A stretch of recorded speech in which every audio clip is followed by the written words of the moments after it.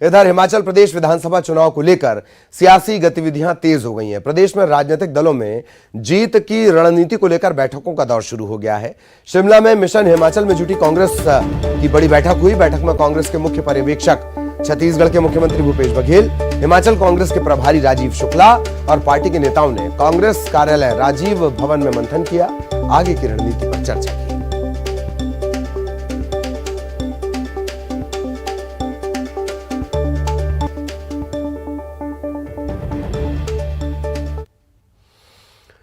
इधर मुख्यमंत्री भूपेश बघेल ने शिमला में कर्मचारी संगठनों से मुलाकात की और यह कहा कि कांग्रेस की सरकार बनने पर प्रदेश में पुरानी पेंशन स्कीम यानी पुरानी पेंशन व्यवस्था जो थी वो लागू कर दी जाएगी। हिमाचल प्रदेश में कर्मचारी पुरानी पेंशन स्कीम को लागू करने की मांग कर रहे हैं।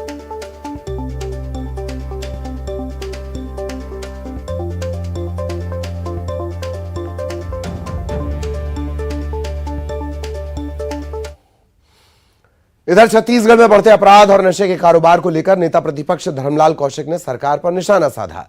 सरकार की विफलता के चलते स्थिति खराब है, यह कहना है उनका। लगातार अपराध बढ़ रही है, लगातार विपक्ष के द्वारा आवाज उठाई जा रही है, लेकिन सरकार की अकर्मण्यता है कि इसको नकारने का काम सरकार के द्वारा की जा रही है। आज रायपुर हो, बिलासपुर हो, आम आदमी सुरक्षित नहीं है कि कब किसी का डिमांड आए और डिमांड पूरी ना करने पर उनका अपहरण कर लिया जाए। इधर आबकारी मंत्री कवासी लखमा के बयान पर बीजेपी ने पलटवार करते हुए मंत्री से माफी की मांग की है।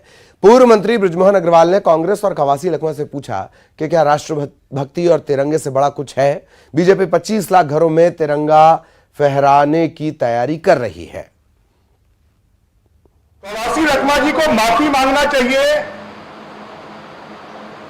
कांग्रेस के लोग आज भारतीय जनता पार्टी पूरे छत्तीसगढ़ में 25 लाख झंडे घर घर में फहरे, उसके लिए अभियान चला रही है। जरा कांग्रेस पार्टी बताए कि देशभक्ति से बड़ी कोई चीज होती है क्या? राष्ट्रीय ध्वज से बड़ी कोई चीज होती है क्या?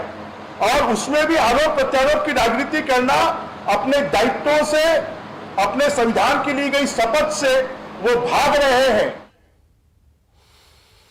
छत्तीसगढ़ बीजेपी में एक बार फिर बदलाव की बयार तेज हो गई है। क्षेत्रीय संगठन महामंत्री अजय जामवाल के पहले ही दौरे में प्रवक्ताओं की नियुक्ति के बाद संगठन में बदलाव की चर्चा है।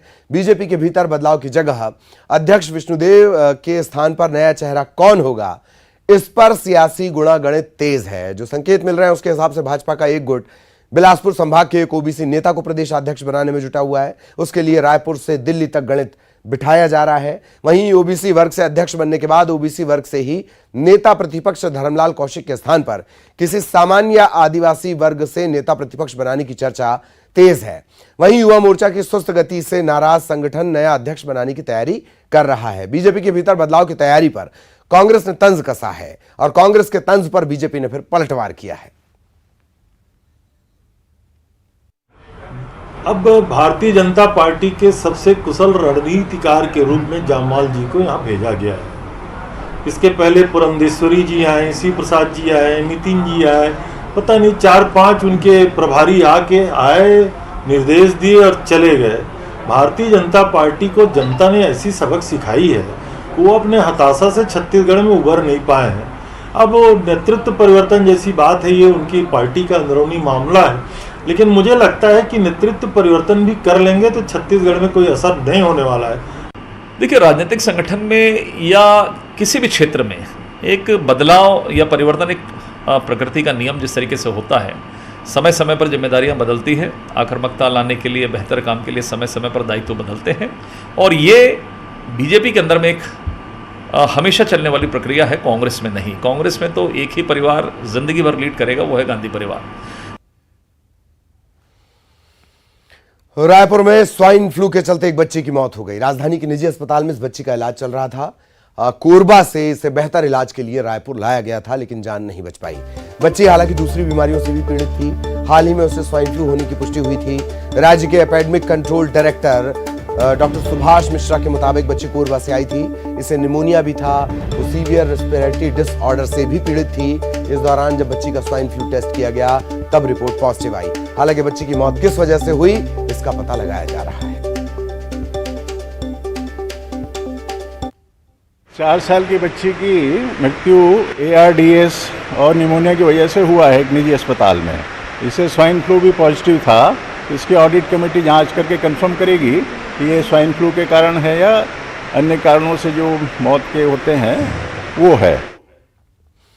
और छत्तीसगढ़ में स्वाइन फ्लू के चलते बच्ची की मौत के बाद शिक्षा विभाग अलर्ट है। स्कूलों में गाइडलाइन जारी की गई है। स्कूलों के लिए गाइडलाइन जारी की गई है। स्कूल शिक्षा मंत्री प्रेमसाय सिंह टेकाम ने निर्देश जारी किए हैं। एहतियात बरतने के लिए कहा गया है।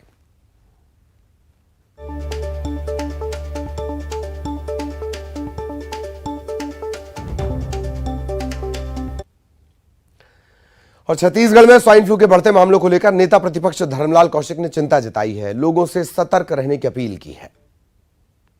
के मामला में बीमारी बढ़ते जा रही है और बीमारियों की संख्या लगातार बढ़ती जा रही है। एक की मौत भी हुई है। निश्चित रूप से छत्तीसगढ़ के लिए चिंता का विषय है। जिला प्रशासन, स्वास्थ्य विभाग और हम सबको भी चिंता करने की आवश्यकता है, क्योंकि यदि ये विस्तार हुआ तो आने वाले समय में अधिक मौत होने की संभावना है। इसलिए तत्काल कितने उसमें नियंत्रण किया जा सकता है और आम लोगों में सावधानी बरतने की आवश्यकता है। मैं समझता हूं कि सरकार के भरोसे न रह करके इसमें हम सबको सावधानी बरतनी चाहिए और स्वास्थ्य विभाग को लगातार इसमें और जिला प्रशासन को मॉनिटरिंग करनी चाहिए। इधर लंपी वायरस को लेकर कृषि मंत्री रविंद्र चौबे ने कहा कि प्रदेश में कोई ऐसा मामला नहीं आया है। लंपी वायरस को लेकर सभी गौठान समितियां अलर्ट पर हैं। स्थिति पर नजर रखी जा रही है। इसके लिए जो वैक्सीनेशन आता है वो भारत सरकार देती है। लंपी जैसी बीमारी अभी छत्तीसगढ़ में दिखाई नहीं दिया है। मध्य प्रदेश में लेकिन ये काफी मात्रा में दिखाई दे रहा है। अब हम लोग भी प्रिकॉशनरी अपनी तैयारी रखे हुए हैं। गौठान में चूंकि हमारी सारी गौठान समितियां एक्टिव हैं, हमारे जो वेटरनरी डिपार्टमेंट एक्टिव है, तो ये बीमारी आने से पहले अगर सूचना रहेगी तो उस पर हम लोगों नियंत्रित करने की समुची कार्रवाई करें। बलरामपुर के एकलव्य आवासीय विद्यालय में एक साथ 57 बच्चों के बीमार पड़ने से हड़कंप मच गया। आनन फानन में सभी को वाड्रफ नगर के सिविल अस्पताल में भर्ती करवाया गया है। बच्चों के बीमार पड़ने की जानकारी मिलते ही स्वास्थ्य विभाग की टीम और SDM इस आवासीय विद्यालय पहुंचे। दूसरे बच्चों के स्वास्थ्य की तत्काल जांच की गई। बलरामपुर के एकलव्य आवासीय विद्यालय में 200 से ज्यादा बच्चे पढ़ते हैं।